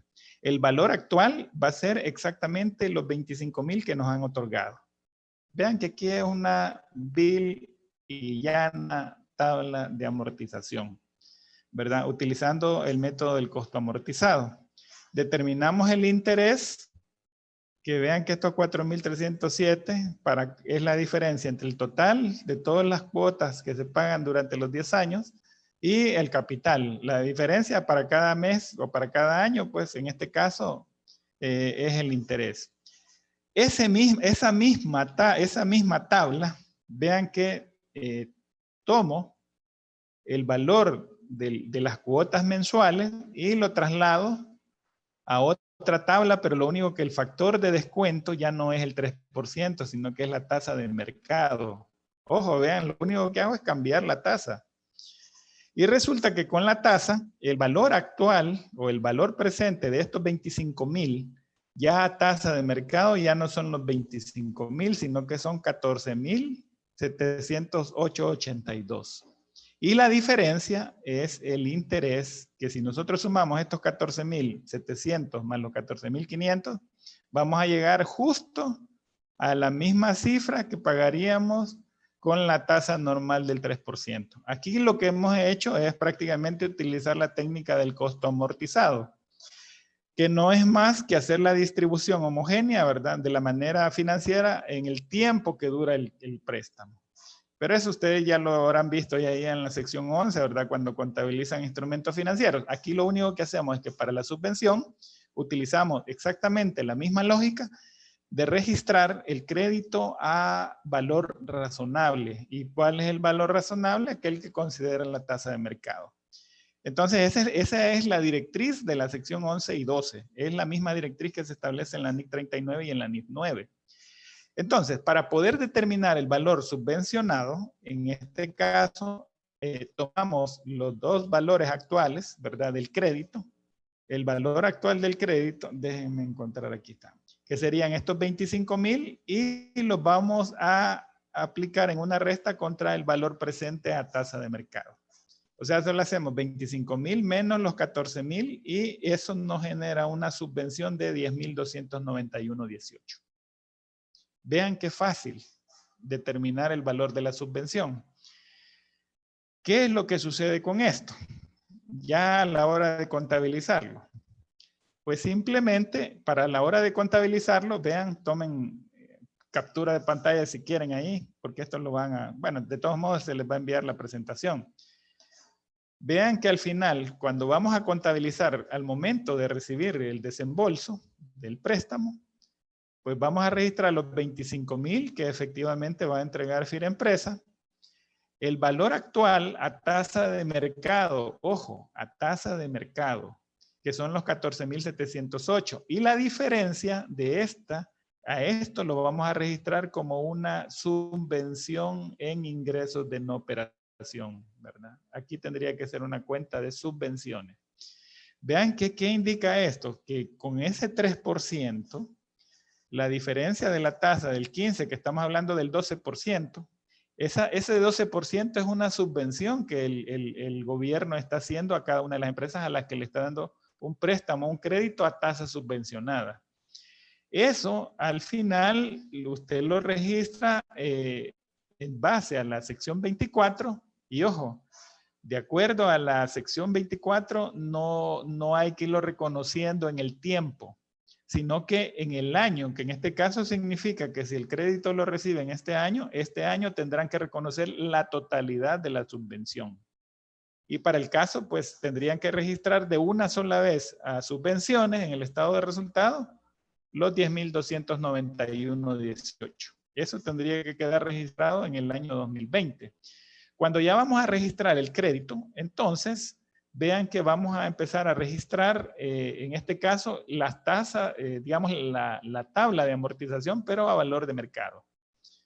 Y entonces, ya para la primera contabilización, solamente dice aquí para el primero nada más, que corresponde a la primera cuota, que son 2,930,76, tanto a tasa del 15%, que es de mercado, como a tasa del 3%, que es la tasa subvencionada, la cuota siempre es la misma. Pero los intereses son registrados a tasa de mercado, ¿verdad? Que es lo que tenemos aquí, los 382,27 en la primera línea. Y la diferencia es la amortización del capital. Vean que al final de los 10 años vamos a terminar amortizando los 14,708,82 de capital y vamos a tener registrados 14,598 en lo que son intereses desde la perspectiva de las NIC, ¿verdad? Las NIF y la NIF para PYME.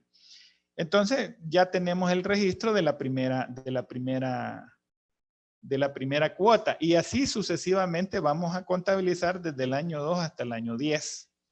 ¿Verdad? De la misma manera, o sea, esta segunda partida que tenemos acá se repite tantos pagos se vayan a hacer por el crédito.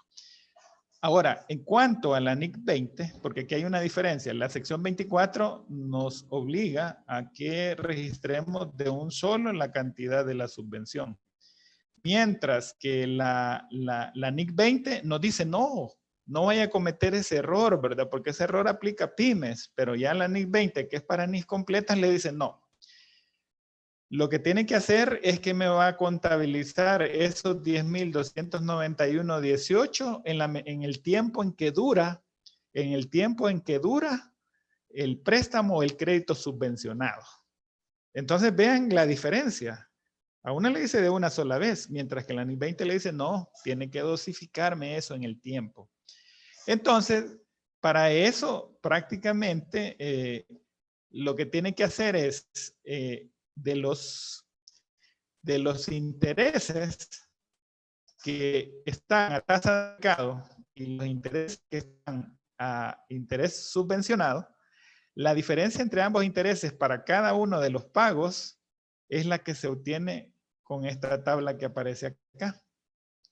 Entonces resulta que al final este registro de esta subvención no la va a registrar aquí al principio, sino que lo va a tener que registrar en cada una de las cuotas que se vayan pagando, ¿verdad? Acá.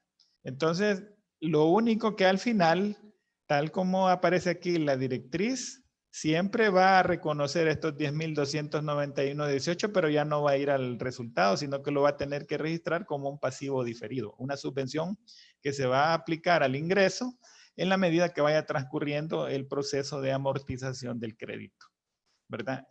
Así es como se contabiliza todos estos temas de subsidio y todos estos créditos que van a venir a través de FIREMPRESA utilizando normativa internacional, ¿verdad? Que son la obligación de todas las empresas de aplicar NIF para pymes o NIF completa en algunos casos, pero esta es la manera apropiada de registrar esas operaciones. Bien, me quedo hasta ahí, ¿verdad? Porque esta era la última lámina en relación a cómo contabilizar un préstamo, un crédito subvencionado por el gobierno. En este caso, la tasa del 3%. Bien, empezamos entonces con la ronda de preguntas y respuestas, ¿verdad? Para efecto de ir agotando esta sesión. Licenciada, no sé si ha logrado usted sistematizar Claro. ahí todas las preguntas. Sí, la verdad es que son muchas las preguntas, ¿verdad? Pero han sido repetitivas y se han venido abordando en el desarrollo del webinar, ¿verdad? Sí. Entonces, por ejemplo, en la parte a qué meses se va a aplicar la parte del subsidio, ahí sí quizás sería de aclararle, ¿verdad? Porque hay algunos que han expresado que según Bandesal el subsidio es para los trabajadores que están en las planillas de octubre y noviembre, que la base de las planillas de diciembre, enero, febrero que presentaron para el trámite es para el monto a financiar únicamente, ¿verdad? Pero que los trabajadores beneficiados serán los actuales. Pero hay otros que según el Seguro Social que ya hicieron ese trámite, los empleados beneficiados son los presentados en las planillas de IS de los meses de enero y febrero. Estén laborando aún o ya no. Los empleados que no se logren encontrar, se debe devolver el dinero. Entonces, en ese caso, no sé si pudiéramos aclarar esa parte, ¿verdad? Porque ahí Sí, parece que hay una confusión. hay una confusión, ¿verdad? Sí, vean, la verdad es que estas preguntas prácticamente deberían ir dirigidas a FIREMPRESA. Pero en base a lo que ya en mi experiencia hemos tratado, en realidad es bien difícil de que se vaya una de las condiciones sea dárselo a todos los empleados que estaban allá entre diciembre y febrero. Muchos han muerto con el tema del COVID. Entonces definitivamente ya no van a estar. La otra cosa que mencionamos es que las planillas de diciembre de 2019 hasta febrero de 2020 únicamente son la base de cálculo de la estimación del subsidio.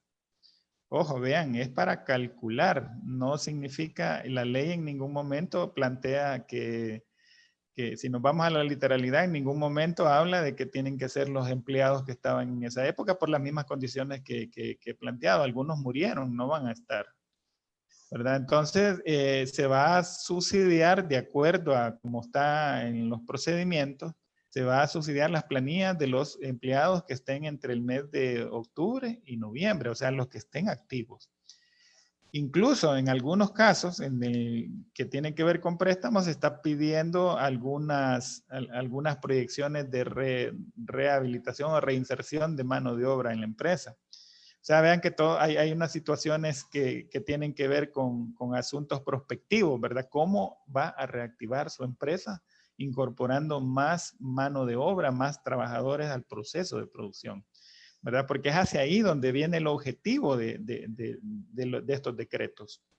Entonces, quizás resumiéndolo, la base de cálculo solamente son las planillas, nada más, de entre diciembre de 2019 y febrero, que solamente son para estimar.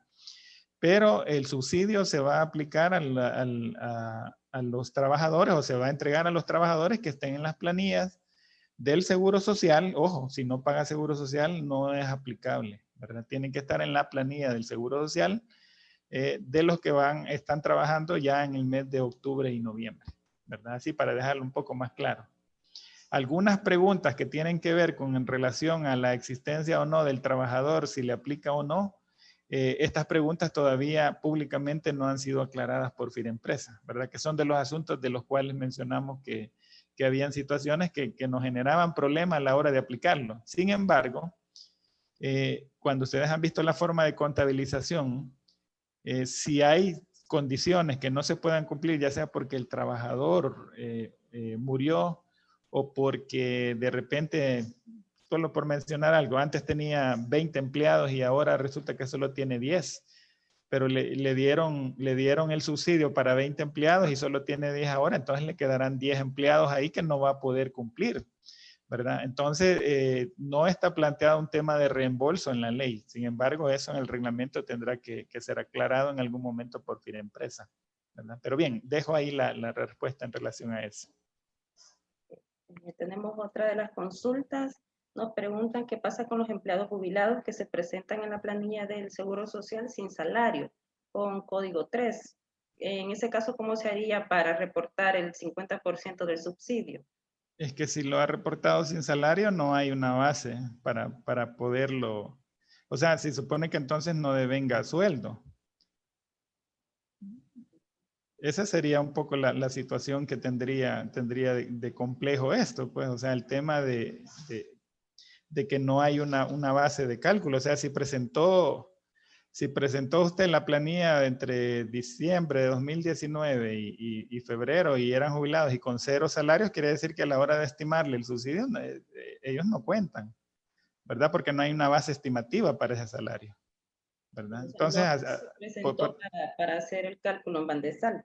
Sí, porque a la hora de calcular el 50% de 0 es 0, ¿verdad? Entonces, no le correspondería matemáticamente a la situación, ¿verdad? Perfecto. Sí. No, también nos consultan conforme a las retenciones. En el caso de porque seguro, AFP y renta no se aplicaría ese 50%, ¿verdad?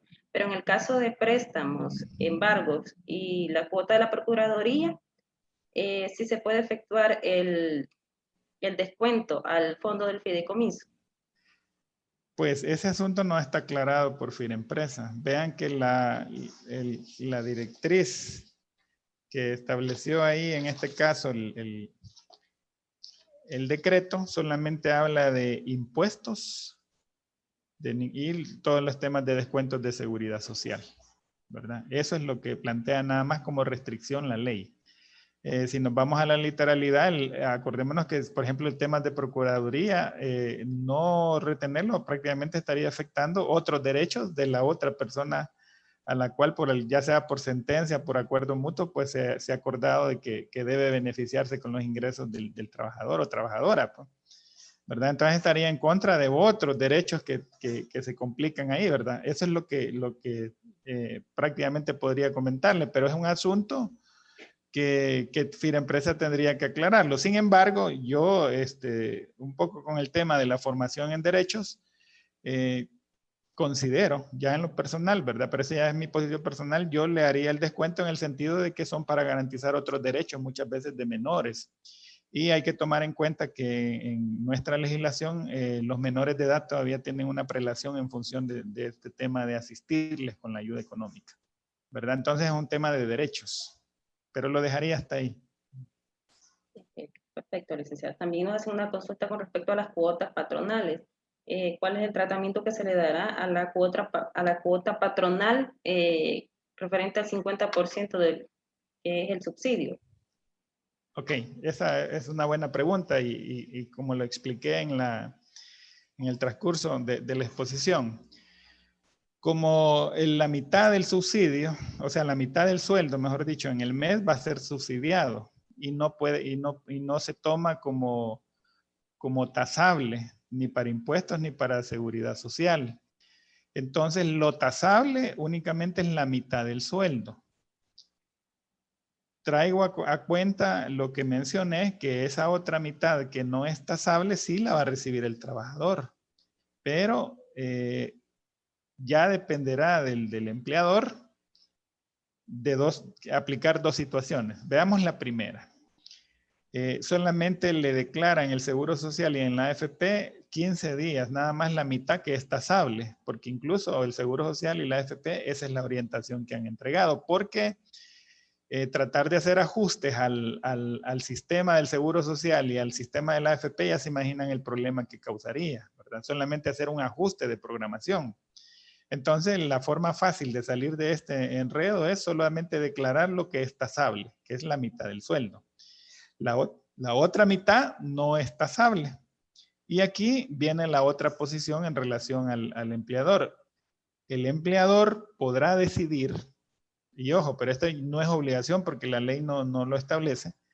El empleador podrá decidir si por esa otra mitad asume la cuota laboral y la cuota patronal a efecto de declararle un sueldo completo aun cuando la mitad haya sido subvencionada.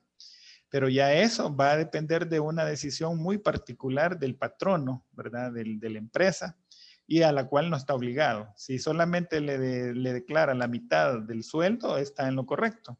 Si decide beneficiarle en el sentido de que si hace uso de una subvención o de un subsidio por enfermedad, que no se vea limitado el trabajador de que la cotización, o mejor dicho, la estimación que hagan de ese valor de subsidio por enfermedad le vaya a salir menor a lo que realmente le correspondería. Pero vean que en ese sentido ya no depende de la parte legal, sino que ya depende del buen corazón, del buen samaritano, ¿verdad? O de lo apegado a la ley que se encuentre el patrono, ¿verdad? Ya esa es una cuestión que no queda ya en la ley, sino que queda ya a discreción, ¿verdad? Del patrono, ¿verdad? Si le va a cotizar y asumir ambas cotizaciones, la laboral y patronal, por esa parte que no le tasan al trabajador, ¿verdad? Pero esa ya es una cuestión muy particular de cada empresa y de cada patrono. Algunos posiblemente van a asumirla y otros posiblemente digan, no, nos vamos a ceñir a la parte legal porque tampoco a veces las empresas tienen para asumir esa otra parte laboral y patronal en estos momentos, ¿verdad? Allá dependerá un poco de las condiciones económicas y de las valoraciones que los patronos hagan. Bueno, Continuamos. Hay otra más. Sí, tenemos varias todavía. Varias. no, Sí. Si tenemos un universo, un mar de preguntas. Sí, por aquí había una, solo que me voy a tomar la libertad de tomarla. Decía de que cuál es la base de los $1,000. Tanto el decreto 641 como el 685 hacen referencia a tomar los parámetros de cotización que tiene el Seguro Social, ¿verdad? Entonces, aunque en la ley el 685 y el 641 no dicen claramente, pero sí hacen referencia a que se van a tomar los parámetros de sueldos cotizables que tiene el Seguro Social, ¿verdad? Entonces ya desde ahí establece la condicionante que solamente es hasta $1,000 el valor, el 50% de $1,000 es el valor que puede ser subsidiable, ¿verdad? Ahí es donde se encuentra ya entre líneas la restricción legal a ir más allá de los $1,000. Okay. Nos consultan con referente al 910, al formulario 910, que en ese caso, ¿cómo se reportaría esa parte del subsidio para el empleado? Sí, ahí estamos ya en la parte tributaria. Son de los asuntos que no están todavía definidos. Incluso, vean que en la exposición yo mencioné de que por la forma en cómo se va a proceder a pagar el subsidio al empleo, Hacienda va a recaudar menos por el tema de las retenciones de impuestos. Sobre esas cuestiones de retenciones, sobre si, porque ojo, dice la disposición, no van a estar sujetos de retención. Y una cosa es la retención y otra cosa es que el ingreso al final en la renta global sea agravable. Sobre eso no hay ningún pronunciamiento de parte de Hacienda, ¿verdad? O sea, todavía no tenemos la posición de Hacienda de si ese va a ser un subsidio o un fondo que para el trabajador va a ser grabado, ¿verdad? Al final en la renta anual, porque una cosa es tal como está redactado, que no va a ser sujeto de retención. Recordarán que había hace un par de años todo el tema de los aguinaldos, también pasaba por el mismo problema, decía no va a ser sujeto de retención, pero de repente al final en el año sí era grabado todo, entonces eso fue los primeros años en los cuales empezaron a generar esos decretos especiales para el tema de los aguinaldos y todo era por la palabra retención.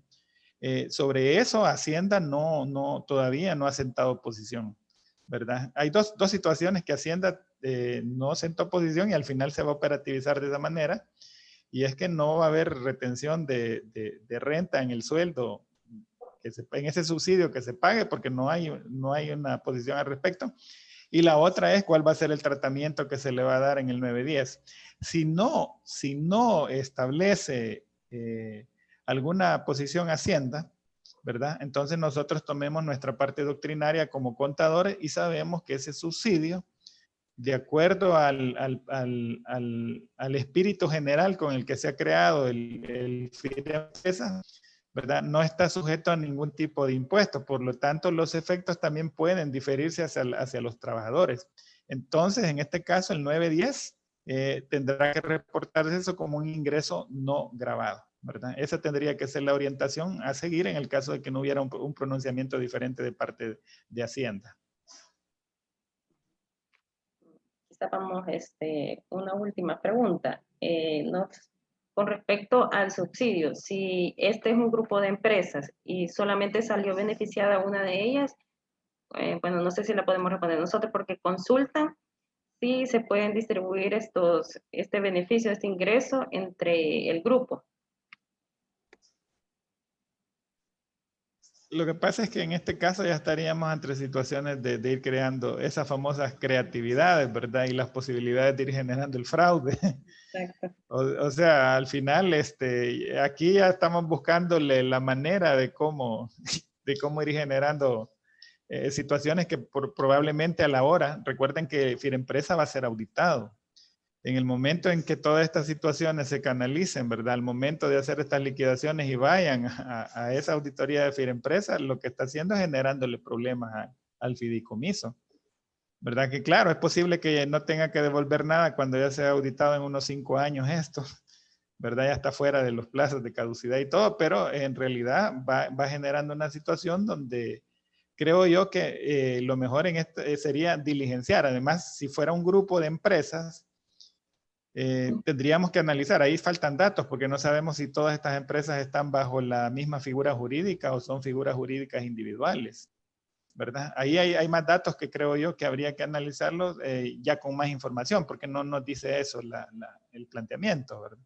Pero pienso yo de que o da pauta para hacer algo ahí debido o se puede hacer, pero es necesario saber un poco más de datos sobre la estructura jurídica. Okay. Solo vamos a abordar una última consulta que están haciendo las personas que se conectaron a través de Facebook Live. ¿Sí? Nos pregunta Ana Mejía, si una empleada está de maternidad, ¿aplicaría para el subsidio? Si estaría de maternidad, bueno, prácticamente al estar de maternidad, recordemos que ellos tienen ya un subsidio, ¿verdad? De parte del Seguro Social. O sea, ya prácticamente está en una condición particular donde se le está atendiendo ya un subsidio. Además, en el caso de la maternidad también es el 100%, ¿verdad? O sea, estaría casi en la misma categoría de cumplimiento de lo que tiene que ver con este fideicomiso. Hacerle un pago adicional sería prácticamente hacer una duplicación del pago para esta persona, ¿verdad? Porque ya el Seguro Social asumiría el 100% de ese tiempo que permanezca con la licencia de maternidad, ¿verdad? Entonces, habría una duplicación en este caso, ¿verdad? Pero igual, será bueno preguntar a la gente de Firempresa cómo deben tratar estos asuntos, porque al final es un tema de que debe haber un reglamento. Vean que el decreto 685 habla de una serie de reglamentos. Toda esa serie de reglamentos tienen que abordar este tipo de situaciones, ¿verdad? Pero ahorita todo eso no es público todavía, ¿verdad? Por lo menos no hemos tenido acceso a esa información. Ok, bueno, llegaríamos aquí entonces a la sección de preguntas. Adelante, licenciado Fernández. Sí, quizás bueno, agradecerle al licenciado Rodolfo, ¿verdad? Su espontaneidad y todo lo que aporta al gremio. Quizás voy a aprovechar también, estaba para hora y media, ¿verdad? Ya llevamos 2 horas y el tema creo que permite para desarrollar más interacción yo creo que eso es lo que faltó ahorita, más interacción con todos los que están, ¿verdad? Conectados. Yo sé que esas son de las cosas que, de hecho, le diría al licenciado Rodolfo, mire, pongamos para mañana solo para contestar esto, o veamos cómo hacemos para contestar todo el montón de preguntas. Pero esas son de las cosas que suceden en esto cuando se vuelve cada vez más interesante. Con lo que decía el licenciado Rodolfo, respecto a la supervisión. Yo quiero también informarles a todos los profesionales acá que de parte de las asociaciones de contadores públicos nosotros tenemos representantes en estos comisiones de veeduría, ¿verdad? Tanto para los 600 millones y para los 3.000. O sea, tenemos gente que ha sido, digamos, nombrada por la intergremial y que están participando en esto. Entonces, a lo mejor también ellos serían unos buenos ponentes respecto a que amplíen un poco sobre ciertas dudas que hay ahí. Otra cosa que teníamos acá es que si podemos también de alguna manera, lástima que esto fue tan así de repente, queríamos invitar al, digamos, presidente de Bandesal, incluso les giramos también la invitación al superintendente del sistema financiero, y nos iba a mandar un representante y ya no pudo pero fue por cuestión de tiempo, ¿verdad?